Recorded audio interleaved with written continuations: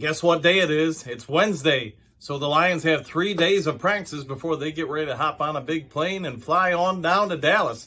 Let's jump into their chances, who's in, who's out for both teams, and we'll start diving into all the breakdown information you need to get ready for this Sunday's game. Let's talk about that and perhaps a little bit more in today's Lions Talk Live.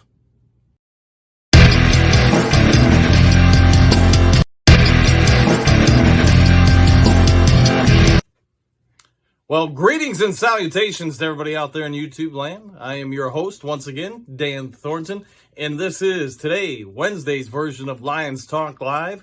We're going to get into what Dan Campbell had to say in his press conference today, who made it to practice today, and who's still sitting out on the injury list, hoping to get in either Thursday or Friday's practice before the team heads off down to Dallas to prepare for their game against the Cowboys.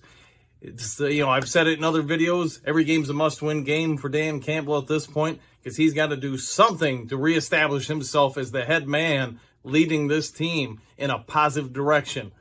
Not a great idea for them to go into the bye week on a 3-game losing streak, but that's what we got. And instead of focusing on all the negatives, let's dive into some of the positives. Let's get into it right here and right now. So if you're enjoying this channel, I would like to ask you a favor. If you could go ahead and hit that subscribe button, perhaps hit the notification bell, and pretty please, with everything you can, go ahead and hit that like button. The like button absolutely helps the channel to grow as it kicks out to YouTube's algorithms. Who's enjoying the content and enjoyed content does get shared across the YouTube platform more and more. So if you would, consider subscribing and leave a comment in the section below. Maybe offer some thoughts on this video or for possible future videos. And then again, if you would, hit the like button. I thank you very much for that. Talking about some of the positives for the team, let's talk about the fact that Amon-Ra, St. Brown, and DeAndre Swift appear to be ready to play for this Sunday's game. Nothing's official at this point and won't be official until more than likely the 4 p.m. injury list on Friday. But what we can tell you in portions of the practice open to media, both men are on the field, running on the sidelines, looking good, looking like they were ready to perform. On a note that's not the greatest, we did find out Taylor Decker was not at practice today. Reasons undisclosed, but it is believed to be more of a personal nature. DJ Shark, who missed the last 2 games prior to the bye, as we all know when we signed him from Jacksonville, he's coming off of ankle surgery, and that ankle seems to be causing him some problems. He injured it late against the Minnesota Vikings in week 3 of the season. But since then, he's either been out or incredibly limited. The fact that he's now had almost a month off and isn't able to practice today is a troublesome sign for a wide receiver core that's also going to be without, in today's practice, Josh Reynolds.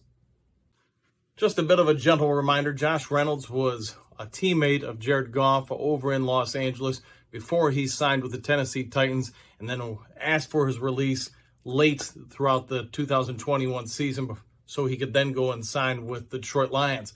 Once he was inserted in the offense and the change in offensive coordinators last year, Goff went on to have perhaps one of the better turnarounds in a single season in NFL history. He went from being ranked anywhere as low as 32 out of 32 quarterbacks to, over the last 6 games of the 2021 season, to be ranked the number 4 quarterback overall. Needless to say, his Goff's play at the start of this season has been stellar, and that's also shown up on Josh Reynolds' stat sheet as he has become statistically one of the best receivers on the team, depending on which variable you're looking at. He did sit out today's practice, talking about Reynolds. It is believed to just be precautionary in nature, as he is also fighting a couple late before the bye injuries, and their team's just trying to help him rest up and get ready for this weekend's contest. And hey, how about them Cowboys? They're going to come into the game with a number of guys who are going to try to kill the quarterback and whoever's handing the ball off to the running back.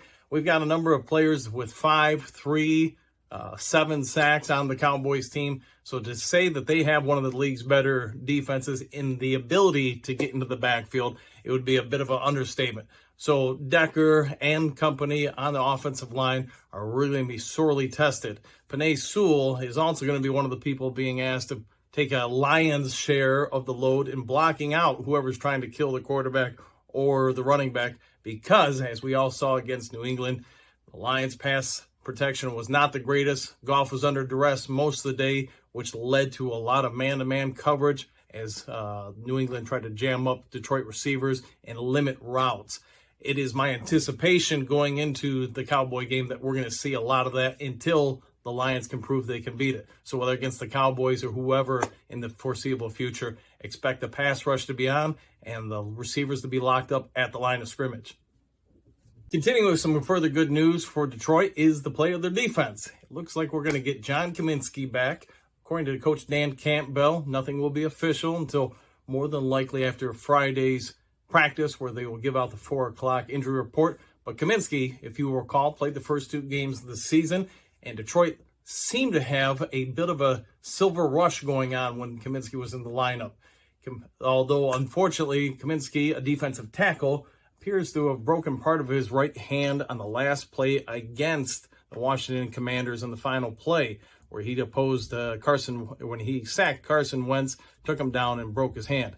Since Kaminsky's departure due to injury, the Lions' pass rush has been almost non-existent. So it is believed with his return, along with Charles Harris and the insert of Joshua Pascal for his first time of the 2022 rookie season, it is hopes that the Detroit Lions pass rush will resume what we saw in the first 2 weeks of the season.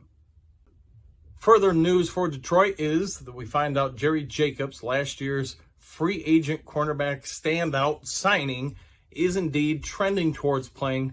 But Campbell today during his press conference with the media was cautious, saying that he wants to take his time with Jacobs, who's coming off an ACL tear, so he would be non-committal if Jacobs would return against the Cowboys or the following week. So what we have right now is that it would appear a number of the defenders that would make a huge impact on the Detroit Lions defense appear to either be back ready this weekend against the Cowboys or the following weekend. Either way, it's good news for a Lions team that is the worst defense in the league as of this time. Any influx of talent that would come in has an opportunity to help improve this team. And obviously with the offense being one of the better ones in the league, if we could help balance out the offense and defense, perhaps Detroit could get some wins and live up to the Lions Talk Live prediction of a 6-win season. Going on to talk a little bit about the Dallas Cowboys. I'm sure we all know in the first week of the season, Dak Prescott broke part of his right throwing hand in the second quarter of that game. He's been trending towards returning. In fact, Prescott himself came out and said he strongly believes he'll be able to play against the Lions.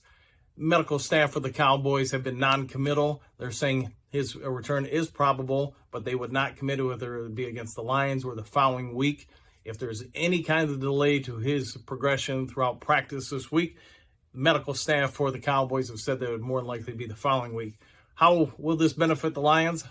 In my opinion, it's a toss-up. You're going to face Cooper Rush, who's played since Prescott's injury, and to be fair, hasn't played horrible by any means. Or are you going to get Prescott and all of his potential, but somebody who's been unable to play for the last month and a half, so is going to be a little bit rusty? Either situation probably isn't going to be horribly beneficial for the Lions, but we'll take whoever they put out there against us, I suspect. Campbell went on to talk a little bit more about injured players as we find out Jameson Williams is a, quote, turned a corner, according to Campbell. He believes that Williamson will still get in a number of games this season, but as we've talked about in prior videos, it's believed that he'll play in anywhere from 5 to 7 games during his rookie season of 2022. The sooner he can get on the field, perhaps the better for Detroit Lions wide receiver core that seems to continue to battle injuries even after a near 2-week vacation with the bye week. Whenever we will see Williamson, I'm sure Lions fans all agree, we're looking forward to it and the potential impact this wide receiver would make on the team.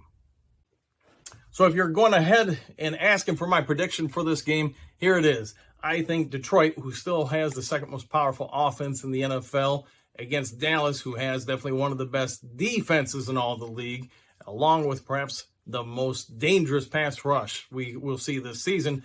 My prediction is this: Detroit's offense struggles against man-to-man principles, especially heavily physical defenders who get up and jam at the line. The offensive line for Detroit, for all their strengths, really struggled on the edges, stopping New England's pass rush get to Goff. once they got there early and often and throughout the game, and it clearly flustered our quarterback. So with that being said, I do think Detroit's offense is going to struggle. The run game is going to have to really kick in order to take some of the pressure off the passing game. So my prediction is this: Dallas 34, Detroit 21. Probably not what Lions fans want to hear, but it's our prediction here. It's going to be a good game, but probably one Dallas will pull away with late in the game. But with that being said, what are your predictions for this game? Go ahead in the comment section below and leave your thoughts. Do you show Detroit winning or Dallas? Go ahead and throw a score prediction in there as well. You heard our score. You heard our prediction. Give us your thoughts and breakdown on the game. Where do you see the pluses and minuses for both teams? And where should Detroit attack that vaunted Cowboy defense at? Whatever it is, hopefully you've had a good day. I want to thank you for tuning in. And go ahead, if you would, subscribe, like, and hit the notification bell. We'll see you tomorrow on Lions Talk Live.